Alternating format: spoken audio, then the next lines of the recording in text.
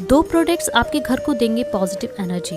ये सिर्फ होल्डर नहीं, फ्रेगनेंस को इन्हांस करता है। ये वुडन से बना हुआ है और ऊपर है स्टील प्लेट। इस प्लेट में आपको ओरिजिनल कपूर रखना है और होल्डर को बोर्ड में लगाकर स्विच को ऑन करना है। ये ओरिजिनल कपूर वास्तु दोषों को संतुलित करता है, एयर को प्यूरिफाई करता है, ब्रीथिंग को ईज करता है, जिससे बदनाक सर्दी में आराम मिलता है। ये स्ट्रेस और बैक्टीरियाज को कम करता है। इससे मॉर्निंग या इवनिंग में 15 से 20 मिनट ही लगाना है, जिसे आप योग, ध्यान या पूजा के समय लगा सकते हैं। याद रहे, ये बच्चों से आपको दूर रखना है और गर्म स्टील प्लेट को हाथ नहीं लगाना है।